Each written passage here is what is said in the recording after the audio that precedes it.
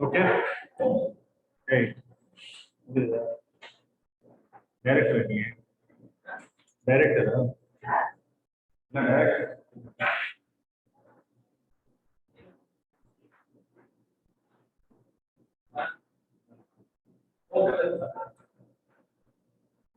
Huh?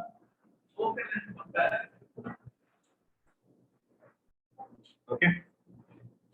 So good afternoon, guys. First of all, Happy New Year. On the other side, are you able to hear me? Yes, sir. Yes, sir.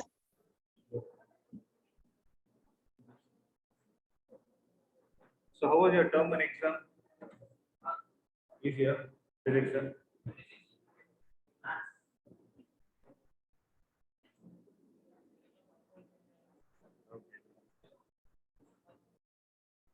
Right. So I think we have started this chapter, right? We have already started the ray optics chapter.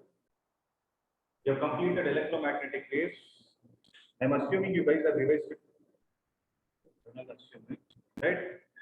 Any doubts till whatever has happened in ray optics? Will be continuing with the topics that we have already completed from where we have completed. Any doubts? No. Just go through it again.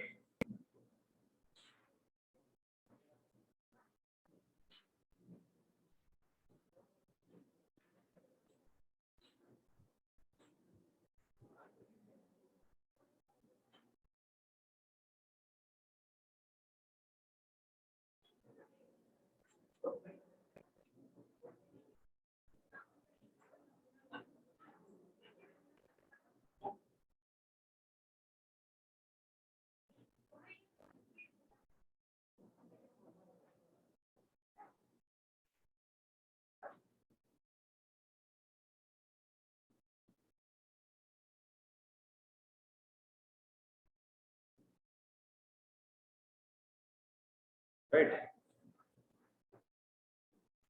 So this chapter number 9, all those stories you know. Okay. So what does this ray optic actually mean? So what do we mean by ray optics? What is optics in the first place?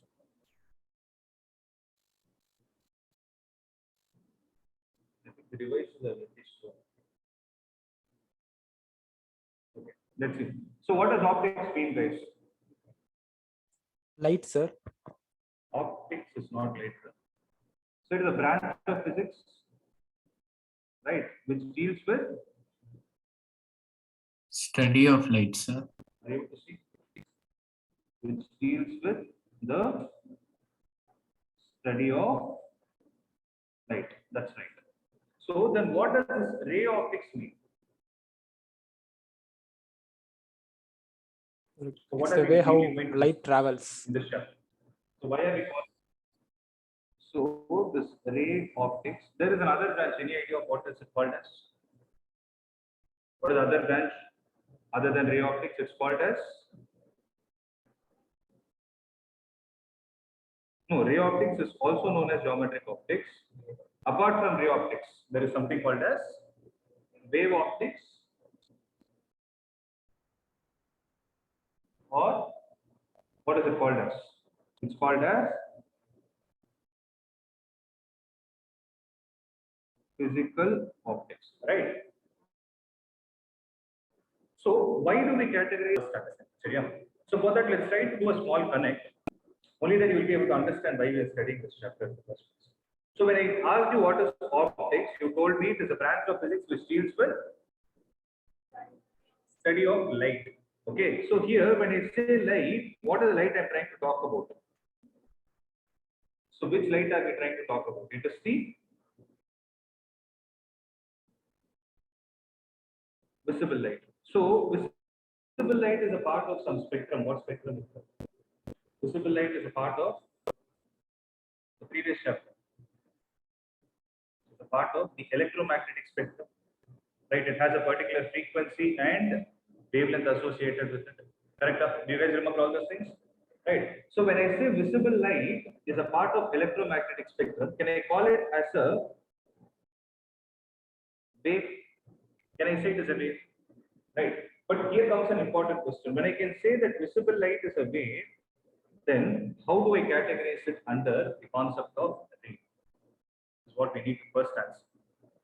It's an important question that we need to understand. Then you will have a clarity of what is the difference between ray and wave optics. Because in wave optics, yes, we are clear, the electromagnetic wave under wave optics is accepted. But why is it categorized under ray is what we need to understand. Okay. So for that, let us think of the objects with which this light is going to interact. Suppose I take this room, there is light, right?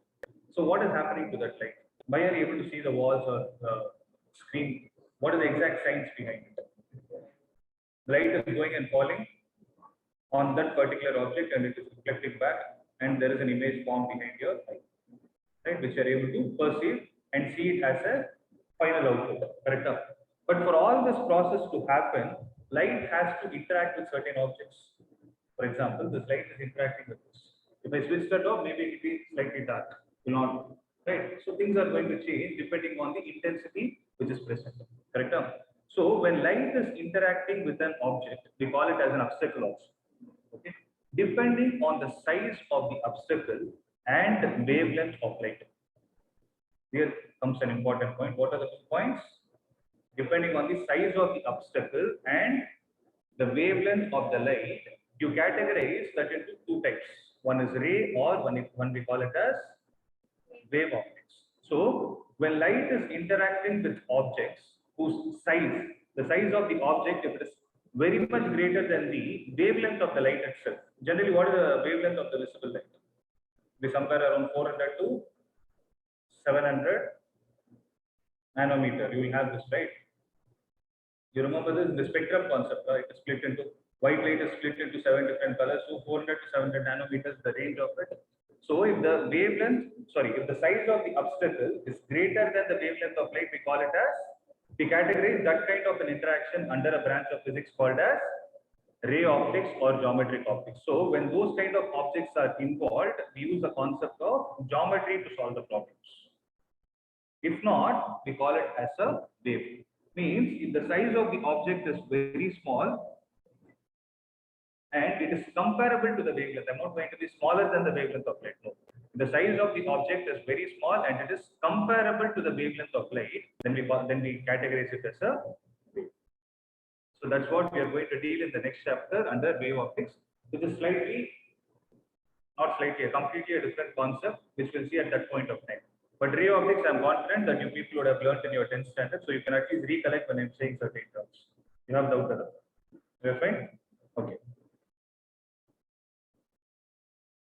Guys, on the other side, are you clear? Yes, sir. Yes.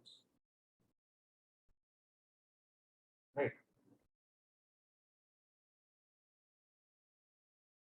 So basically, when you talk about the optics concept, there are 2 important points that come to our mind. What is that you'll be learning? Under optics, you would have learned about the concept of reflection and refraction. Right? So what do you mean by reflection? Okay, before that, I have to answer this question. I told, so what are all the types of objects we are going to discuss in this chapter? If you see, we'll be discussing the interaction of light with objects called as mirrors. We'll be discussing lens and optical instruments such as microscopes and telescopes. Right? So if you see, those sizes are very much large compared to nanometer. They are in terms of few centimeter, meter. It can be as large as possible. But since those are the objects with which the light is going to interact, whose wavelength is in terms of few nanometer, we can categorize them as under the branch of geometric optics. Geometric. We'll call under geometric or ray optics or whatever you call it. So what do you mean by reflection? So what is reflection of light? This is a known concept already. So name itself says reflection of what? Reflection of light. What is going to happen? The concept of bouncing back of light once it strikes a smooth and a shiny surface is what we call it as reflection. So what are the types of objects which have the tendency to reflect light? Basically, they are mirrors. Yeah. Reflectors, or you can say mirrors. So mirrors exhibit the property of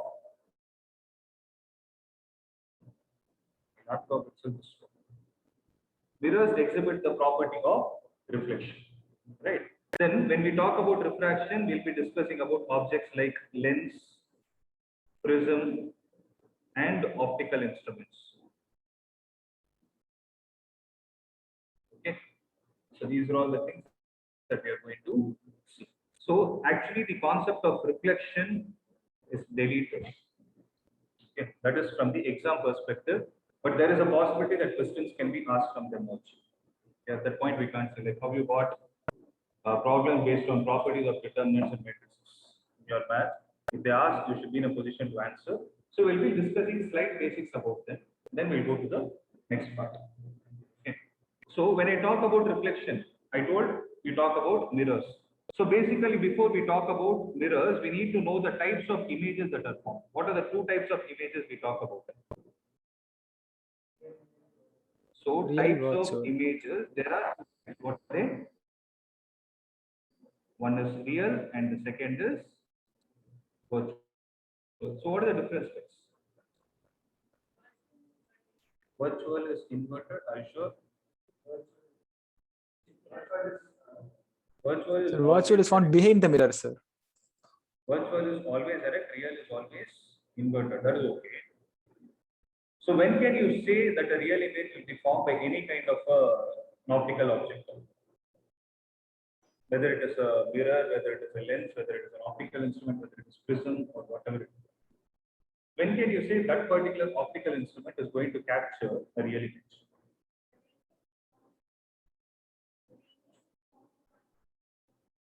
Image is formed on, after that I'm not able to hear. Formed on kapra kekla. What is she saying? Formed on the screen. Then you can say it's a real image. You think you can capture it? Sure. Okay. So if I have to speak in terms of ray diagrams, The real image is found on the same side as the object, sir. that is whether it is a mirror or lens, it depends, right? So if I have to speak in terms of ray diagram, when I say ray diagram, you know the basics of it. What are the minimum number of rays that are required for you to capture the position of an image? Minimum is 2, maximum can be anything. So minimum 2, right? If those 2 rays, after undergoing the process of reflection or refraction, what should happen to them for you to call that particular location to have a real image? The ratio? The rays should actually meet. That is more important, right? So if the rays are actually able to meet at a point, then we say there is a real image formed. If not, you're going to have a virtual image. Keeping the same concept in mind, what is the first type of mirror that we know? So what are the different types of mirrors that we know? One is that is spherical. Yes. Okay. So before spherical, so you talk about a plane mirror. So when you talk about a plane mirror, is it going to form a real or a virtual? So when I talk about the plane mirror, how you're able to see yourself on the screen, right? So is it real or virtual? Sure, a virtual. So how to draw the ray diagram? So if I take the object as AB. So whenever you talk about object, right, in this chapter, you'll be dealing with two types of objects. One is a point object or an extended object. So what kind of an object have I drawn? This is an extended object. Extended is something which has a finite size associated with it, right? So when I take a ray from the top, it will go and hit this surface, right? So what concept am I supposed to apply here? When it hits, this is called as a, what ray is this called as? This is called as an incident ray, and this point is called as point of incidence. At the point of incidence, what am I supposed to do? You should always draw a normal, something called as a perpendicular, which is technically called as normal. What is normal? Normal is perpendicular to whom? Is it perpendicular to the incident ray or perpendicular to the surface? Perpendicular to the surface. So if I draw a normal, it is going to look something like this, right? So what is the angle of incidence? So here it is 0. Then what will be the angle of reflection? 0 means it should retrace its path, provided it's parallel to that horizontal line that I've drawn, right? Next, if it goes and hits this point, right? If it goes and one charges over.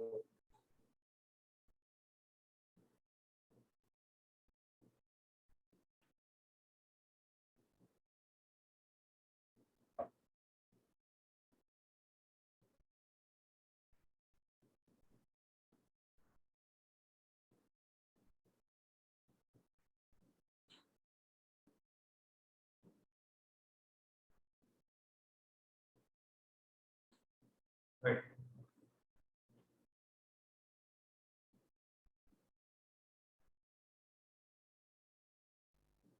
So if it goes and hits this point, right? At this point, what will happen? You will have certain amount of angle of incidence. So what will happen here? The ray will get reflected back like this, right? So this is the first reflected ray. This is the second reflected ray. They are obviously not going to meet. So what will happen? You have to replace them in the backward direction, and this is where the image is formed. So this is what we call it as A dash and B dash. I hope it is clear, right? So since the image is formed behind the mirror, it is called as a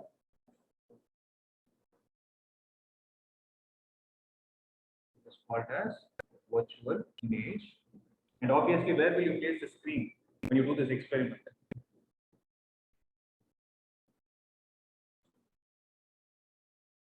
Where will you place the screen? Will you place it in front of the mirror or back of the mirror? Obviously, in front of the mirror. So you're not able to capture it on the screen, hence it's a virtual image. You have to understand. So this is A dash B dash. So what will be the relation between the size of the object here and here? There will be the same value. So if this height is height of the object, this will be height of image. So height of object will be equal to the height of the image. So if I have to speak in terms of magnification, what is the value going to be? So magnification is defined as the ratio of height of the image to the height of the object, which is again going to be equal to 1, right? So if I have to use sign convention, what is going to be the answer? Is it +1 or -1? You know the concept of sign convention also. All these things I've already discussed. That is why I'm going fast. So any into this is +1 because both object and the image are above your x-axis. Okay. Next. The next concept is spherical mirrors.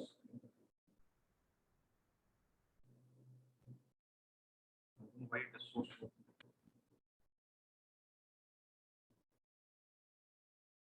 So when I talk about spherical mirrors, right? So what are the two types that are going to get categorized? They are concave and convex, right? So what are they? They are actually here, and if I take a small portion of it, so if I silver it, so what are the two sides that you are going to get, guys? So if you take a spoon, for example, the spoon will have there will be a depressed side also that is there. So depressed side is generally called as the side through which we eat. It's called as the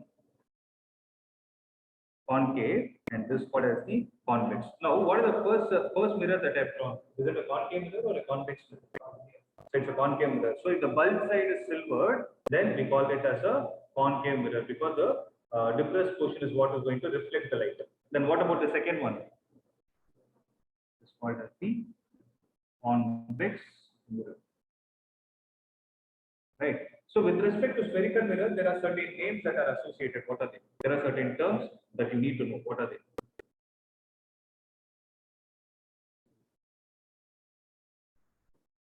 Center of curvature. Yes. So what are the names? The first one is called as the pole. Second one is called as Focus. because before that we need to know what is center of curvature. Third, principal axis. Fourth, focus or principal focus. Fifth, okay, focal length. Then we'll have something called as radius of curvature. Right. Sir? So these are all the basic Sir. terminologies that are related to the spherical mirrors. So what do you mean by pole? Tell me now. Sir, at times your video is lagging, sir. Yeah, I know. Here also the same thing is happening. Because my device is a little slow today. I have to restart and take at least 10-15 minutes.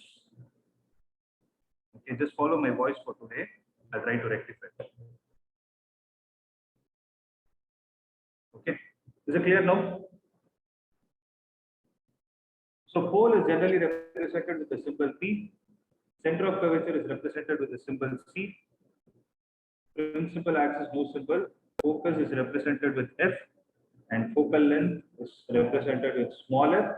Radius of curvature is with capital R. Then there is something called as aperture also, which we'll discuss. So what do you mean by pole? Pole is the center of the mirror. What do you mean by that? Then what is the difference between pole and center of curvature? Pole and center. Yes.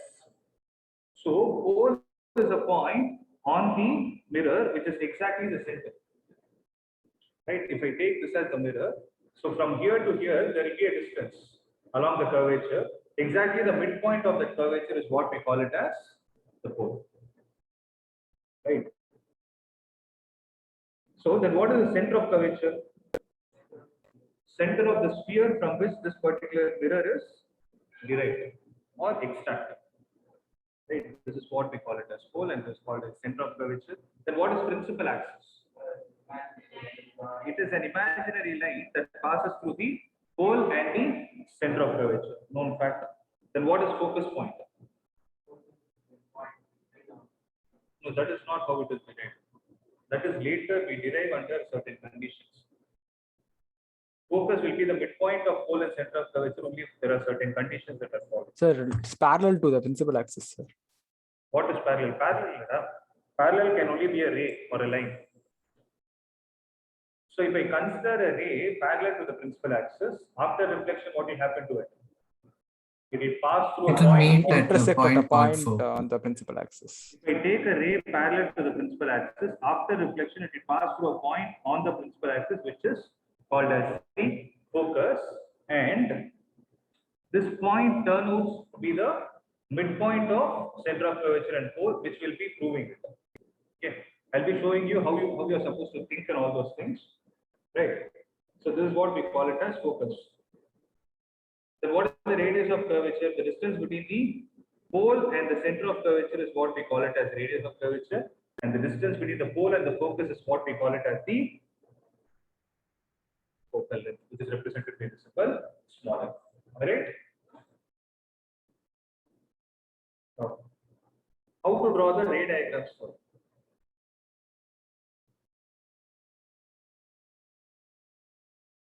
But before that, I have to tell you two more terms which you can tell.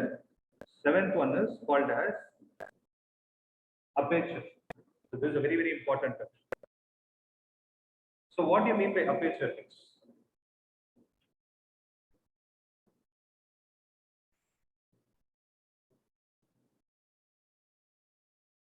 So what do you mean by aperture? Aperture is some opening only. How will you define it? So the mirrors, the part of mirror which we are using the ray diagram. So if I take this, right, if you take a scale and measure the distance from here to here, if I take this as x and this as y, if you measure this distance, then this distance will give you the aperture. So aperture is one important concept where it will give you an information about how much light that particular instrument is allowing to fall on it. I'm not sure if you guys have seen it in your mobile cameras or something. So when you take a photo or something, right? Think of this logic. Okay, you're taking a photo in this room and you're going to outside part. Okay, you're going out of this glass into the natural light. Where do you think the clarity of photo will be? In this room, or is it going to be in the natural light? Because the camera lens will adjust itself in such a way it will get opened that it allow more amount of light to fall on it. So more is aperture, more is the clarity of the picture. Same logic is applicable here also. Means if you place any object in front of a mirror, if I give you a mirror with a smaller aperture and a mirror with a larger aperture, the one with the larger aperture will be able to capture better image, or it can at least make more amount of light to fall on. Logic is very simple. Let's see why it is. So if this is so I take a lens, a mirror like this and a mirror like this. Which one is having greater aperture? Second one, right? So if I take set of rays falling on it, then what is happening? So how many rays are actually able to fall on the second ray? Actually, this will also fall, not like this is blocking. Just to do a comparative study, I do. Okay, not like the first mirror is blocking the second mirror. I just prove the number of parallel lines. How many parallel lines are falling on the second one? Comparatively more compared to the first one. It's something similar to the concept of electric flux. Like it is allowing more amount of light to fall on it, as simple as that. Correct? So this is said to have more aperture. So what is the importance of aperture? If somebody asks you, what will you say? More is the aperture, more brighter the image will be. Okay, because it allows more amount of light to fall. Tell me. See, it will be like this, the distance between the top and the bottom point. So if this convex mirror is like this side you have silver, there is a distance between these two. That will also allow more amount of light, but convex mirror will always form a virtual image, right? Like the ones you see in the rare view mirrors in your cars and bikes. You can see. So what is the eighth point? The eighth point that we need to know is something called as paraxial and marginal rays. So what do you mean by paraxial rays? This also we have discussed. So rays which are closer to the principal axis. Okay, rays which are very close to the principal axis are called as paraxial rays, and the rays which are far away from the principal axis are called as marginal rays. Okay, please write down that point.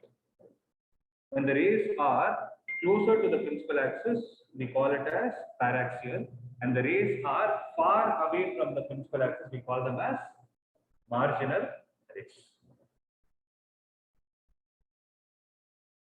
Right. So the next concept that we need to know is the concept of ray diagrams. So for you to draw the ray diagram with respect to a mirror, there are certain rules that we need to follow. What are they? Those are the laws of reflection, correct? We will follow them, but there are certain rules that we need to follow with respect to the position where you place the object and image is formed. First, if the object is placed at infinity. So when the object is placed at infinity, where is the image formed? When the object is placed at infinity, the image is formed at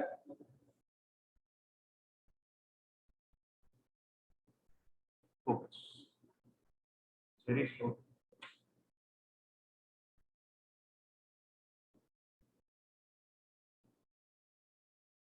Second, so don't worry, fortunately all these topics we have already covered. Okay, so it will be the same thing will be there in the previous class lecture also. So I can make use of that lecture. Today concentrate on my voice. Unfortunately, the device is slow. I don't know why. So what is the meaning of this? When the object is placed at infinity, the image is formed at focus means when the object is placed at infinity, how is the incident ray going to be? It's parallel to the principal axis. So when you take a ray parallel to the principal axis, the image will be formed at a point called as the focus. Right. Same is the case with respect to convex also. When I take a convex mirror,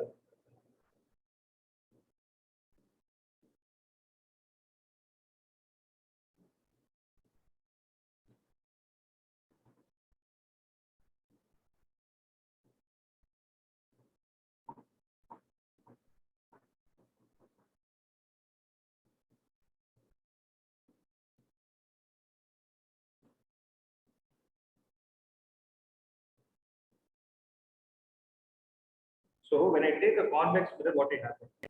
If I take a ray parallel to the principal axis, what will happen to it? It will get diverged. So what is the meaning of diverging and converging? You have heard these words, right? So what do you mean by diverging and converging? That's not what we call it as diverging. So diverging is moving away from an object while converging is coming towards an object. Divergence, they go away from each other. Right. See, for example, as I told you, you need two rays which are needed for you to locate the position. I drew only one ray. How did I say that the image is formed at focus? If I take another ray exactly parallel to the base with respect to a concave mirror, then I can say it will get reflected like this. You have to understand what I'm trying to say. So these two will meet at a point on the principal axis. So the two reflected rays are getting converged. That is why the other name for concave mirror is also called as converging mirror. That is why we say it is converging. Okay.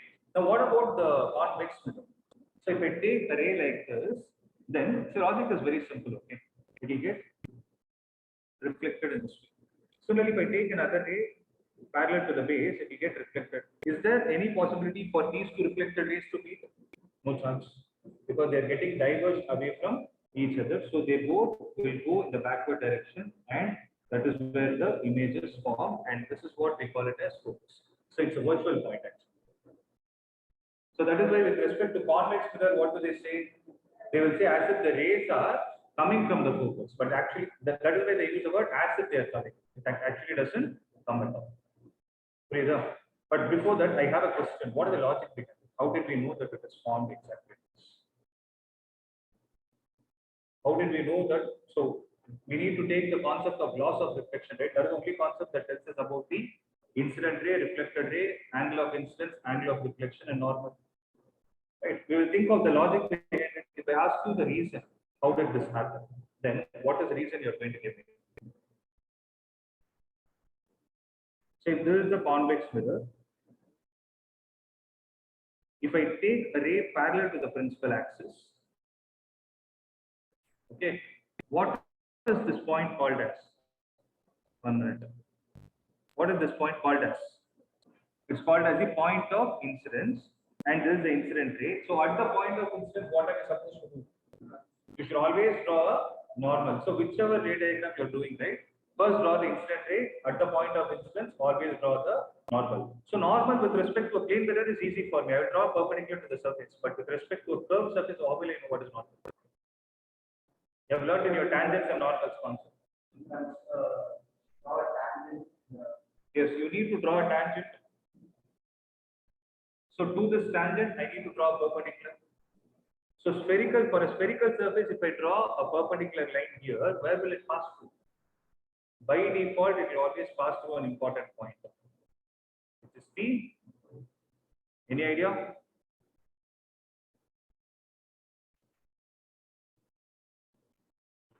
It will always pass through the center of curvature. In your circle chapter, in your 10th standard, you will have learned this. If you draw a tangent to a circle at any point, and if you draw a perpendicular, it will always pass through the center. Or the reverse theorem is also acceptable. From the center, if you draw a line to the tangent, it will always be perpendicular. Okay, same logic is applicable here. Then this is going to be the angle of incidence, right? So what does loss of reflection tell us?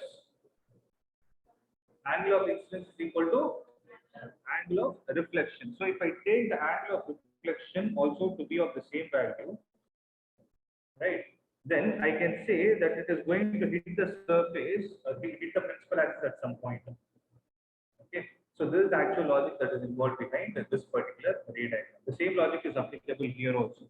So if I draw a normal, that normal will pass through the center of curvature. Are you able to understand this point, guys? Right. Second, if I consider a ray through the focus, then what will happen? So incident ray through the focus, what will happen? It passes parallel to the principal axis. So reflected ray passes parallel to the principal axis.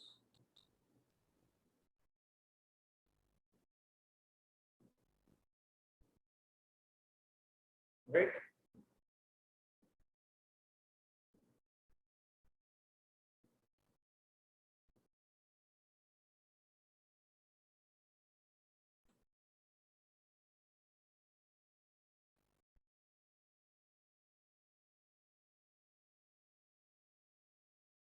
So where will the image be formed when you place an object on the principal axis?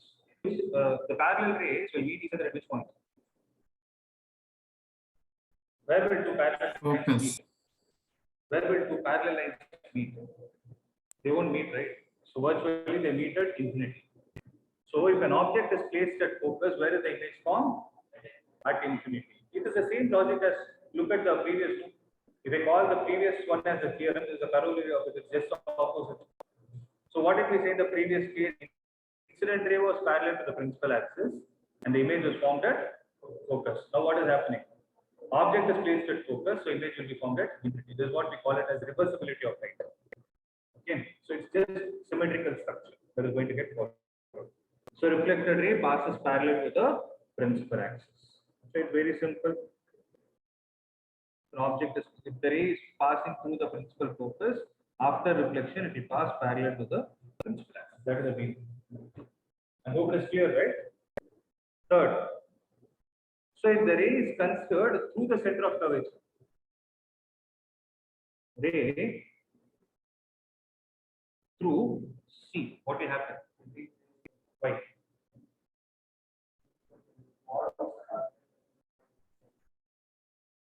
Also the particular point where okay means angle of instances. That is what I was expecting. So if you take a ray passing through C, then what will happen is we retrace the path. Logic is very simple because the incident ray itself is acting like a normal. So angle of incidence is 0. So ray through C means angle of incidence is 0. Same is going to be the angle of reflection according to which concept? The loss of reflection, right? So it is going to retrace its path. Am I clear, guys? And what about the last point? the ray which is hitting the pole, what will happen to it?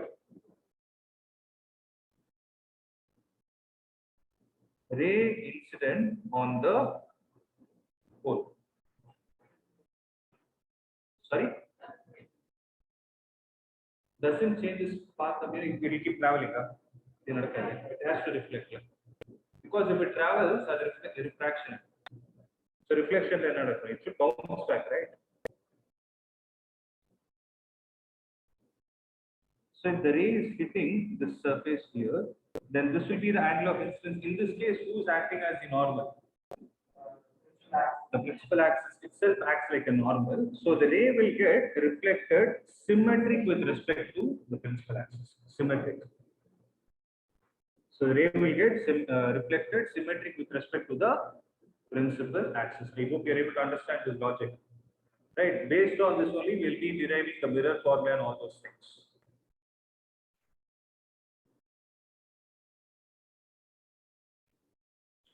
Done, guys?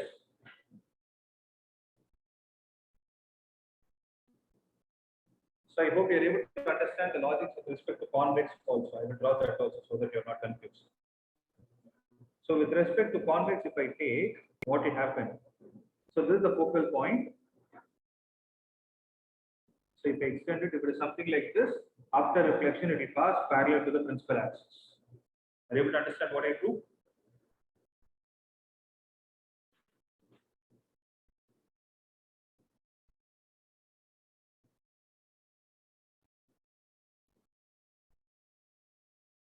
Here. So if this is the center of curvature, the ray is about to pass through the center of curvature, what will happen? It will retrace its path. So this is how it is going to look like.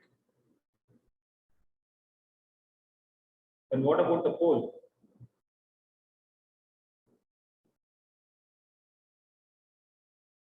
Same logic is applicable. So if I take this as the pole, the ray is hitting the surface here. This is the angle of incidence, but this will also be I1. So this is what we have.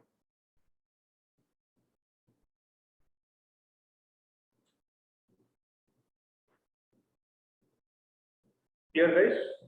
Yeah. So shall we move on to the next concept? Right.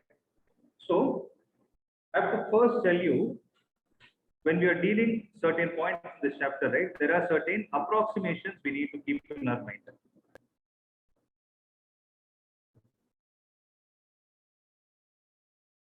So I told you we use geometry in this chapter, that is why we also call it as geometric optics. But there are certain approximations that you need to have in your mind. First approximation is with respect to mirrors I'm talking about. Approximations with respect to mirrors and derivations. Okay. So first point you need to have in your mind is rays considered are paraxial. So rays that you are considering are always paraxial. Okay. So by default, if you see your lab also will be dealing only with mirrors which have smaller aperture. Second, okay, now I should give you the logic for this. Rays considered as paraxial implies angles involved are very small. So if the rays considered as paraxial, then the angles involved are considered to be very small. Due to this, the advantage is sine of an angle is approximated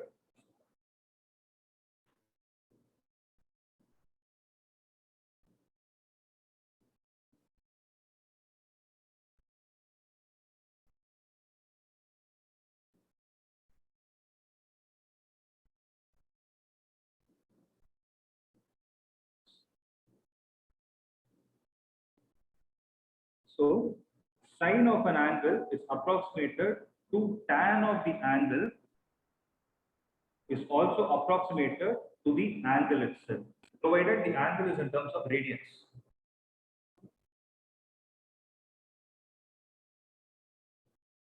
Provided the angle is in terms of radians. Second,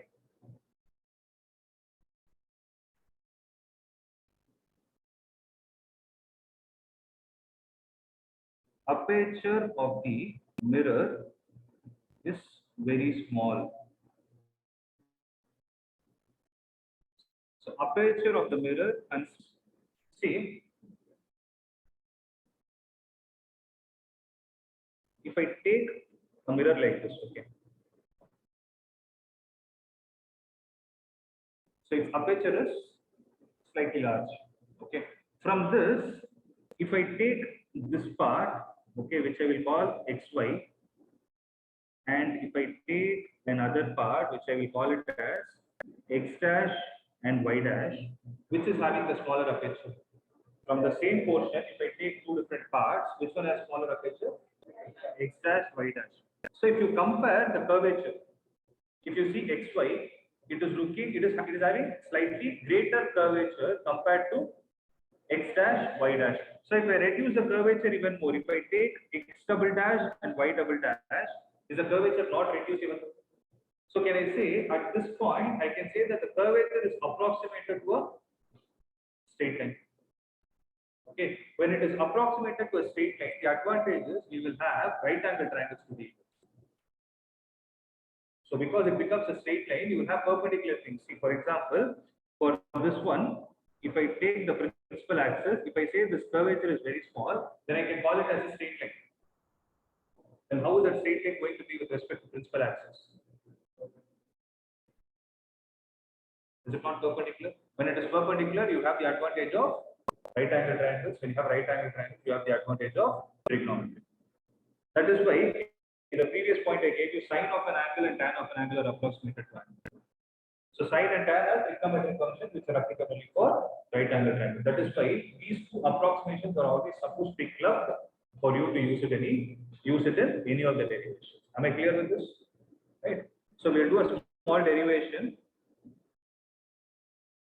I don't think I can complete. Let me see. So we will see the relation between F and R. So what is F? Small f is focal length, capital R is radius of curvature. So if I have to see the relation between small f and R, then first we need to consider a mirror.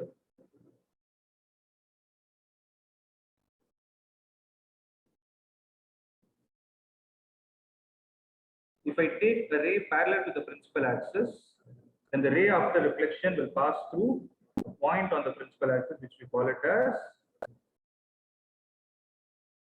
focus.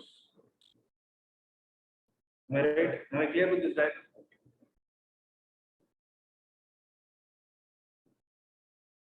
Let's wait. Am I clear with this? Right?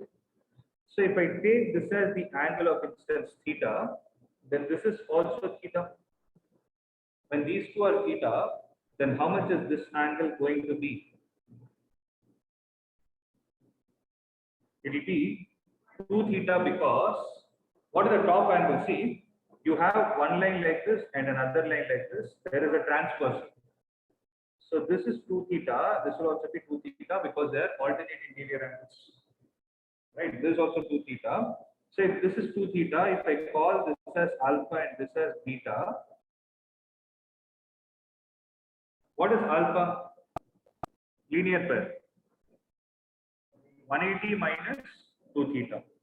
So alpha plus beta plus theta is equal to 180 degrees. So what is alpha?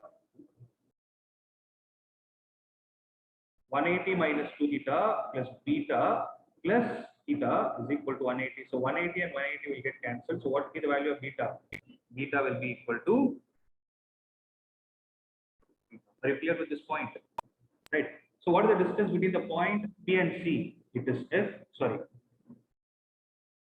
Distance between the point P and F is P and C is R. The distance between the points P and F is smaller. Right. Now, what are the two approximations I told you? The ray you have taken parallel to the principal axis, right? That is actually a approximation. What is the first point I gave?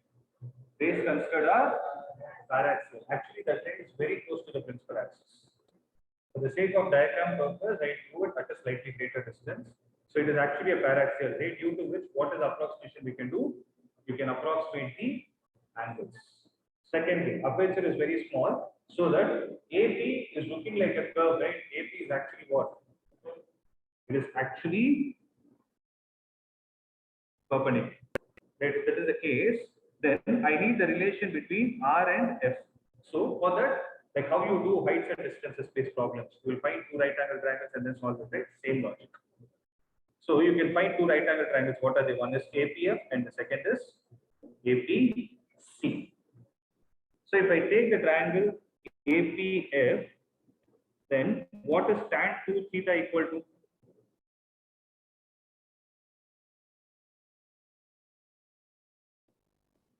If I take the triangle APF, tan 2 theta is equal to AP divided by PF. So AP divided by, whenever you are deriving anything, right, you need to apply the sign convention. So with respect to the pole, the point is on the left hand side. So it is going to take a negative value. So AP divided by minus F. Right, tan 2 theta is there. I told you tan of an angle can be approximated to the angle itself. So this can be approximated to 2 theta. You're able to understand what I did? Guys on the other side, are you able to understand what I did? Those who are Yes. online? Okay. So if I take the triangle APC, then what is tan theta equal to? AP by PC. So AP divided by minus R. So this is approximated to, tan theta is approximated to theta, right? So theta is AP by minus R, 2 theta is AP by minus F. So can I write AP by minus F is equal to 2 into, in the place of theta I will write it as AP by minus R. See what I did. Is it clear? So AP and AP minus and minus will get cancelled, which implies R is equal to. So now we are able to understand why R is equal to F is applicable only for certain mirrors. What are all the conditions? You need to have these conditions for them to get satisfied. Okay, that is what happens in real time. Also, you need to follow them, or else they will be not spherical mirrors; they will become parabolic mirrors. That time you will have certain issues. So this is the first derivation of this chapter. So next class we will see how to derive the mirror formula. So hopefully this issue should not be there. Tomorrow I will solve it. So those who are attending math class can wait inside if you want, or you want to go out and come in.